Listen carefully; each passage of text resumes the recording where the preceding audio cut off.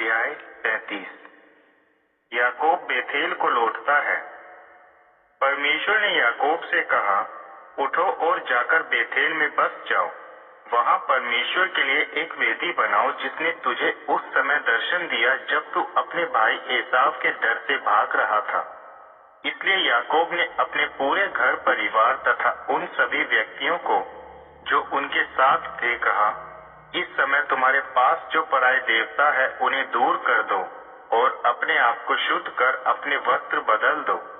उठो, हम बेथेल को चले ताकि वहां मैं परमेश्वर के लिए एक वेदी बनाऊं, जिन्होंने संकट की स्थिति में मेरी दुहाई सुनी तथा जहां जहां मैं गया जिनकी उपस्थिति मेरे साथ साथ रही। यह सुन उन्होंने याकूब को सब पराये देवता दे दिए जो उन्होंने अपने पास रखे थे। इसके अलावा कानों के कुंडल भी दिए। याकूब ने इन सभी को उस बांज वृक्ष के नीचे दफना दिया जो शेकेम के पास था। जब वे वहां से निकले तब पूरे नगर पर परमेश्वर का भय छाया हुआ था। किसी ने भी याकूब के पुत्रों का पीछा नहीं किया। इस प्रकार याकूब तथा उनके साथ के सभी लोग कनान देश के लूज अर्थात बेथेल नगर पहुंच गए। याकूब ने वहां एक वेदी बनाई और उस स्थान का नाम एल बेथेल रखा, क्योंकि इसी स्थान पर परमेश्वर ने स्वयं को उन पर प्रकट किया था जब वह अपने भाई से बचकर भाग रहे थे। उसी समय रेबका की धाय दोबारा मृत्यु हो गई। उसे बेथेल के बाहर बांज वृक्ष के नीचे दफना दिया। उस वृक्ष का नाम अलोन बाकूत रखा गया, अर्थात रोने का बांज वृक्ष। जब याकूब पदन आराम से आए, परमेश्वर दोबारा याकूब पर प्रकट हुए। परमेश्वर ने उनको आशीष दी और कहा, तुम्हारा नाम याकूब है, अब से तुम्हारा नाम इज़राइल होगा। इस प्रकार परमेश्वर ने उन्हें इज़राइल नाम दे दिया। परमेश्वर ने उनसे यह भी कहा, मैं एल शद्दै अर्थात सर्वशक्तिमान परमेश्वर हूँ। तुम फूलो फलो और बढ़ते जाओ। तुम एक राष्ट्र तथा तुम जनता का समूह भी होंगे। तुम्हारे वंश में राजा पैदा होंगे।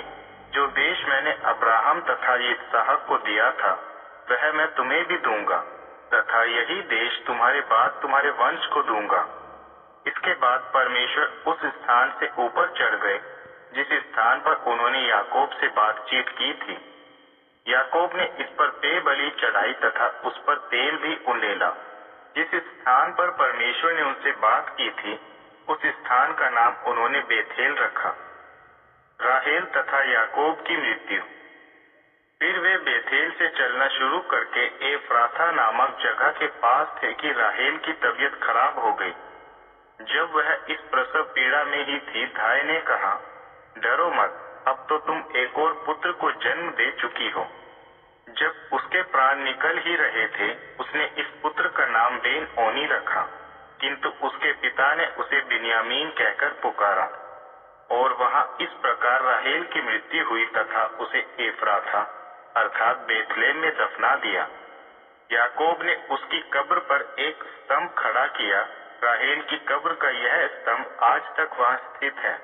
फिर इज़राइल ने अपनी यात्रा शुरू की और उन्होंने एदेर के स्तंभ से आगे बढ़कर तंबू डाला। जब इज़राइल उस देश में रह रहे थे, तब रियूबेन ने अपने पिता की रखेल बिल्हा से संभोग किया, जो इज़राइल से छिपा ना रहा। याकूब के पुत्र संख्या में 12 थे। इनमें लिया के पुत्र याकूब का बड़ा बेटा रियूबेन, फिर शिमयोन, लेवी, यहूदा, इस्साकार तथा जेबुलून थे। राहेल के पुत्र योसेफ तथा बिन्यामीन। राहेल की दासी बिल्हा के पुत्र दान तथा नफ्ताली। लिया की दासी जिल्पा के पुत्र गाद तथा आशेर। पदन आराम में ही याकूब के ये पुत्र पैदा हुए थे। याकूब अपने पिता इसहाक के पास पहुंच गए, जो किरियत अर्बा अर्थात हेब्रोन के ममरे में रहते थे। अब्राहम तथा इसहाक यहीं रहते थे।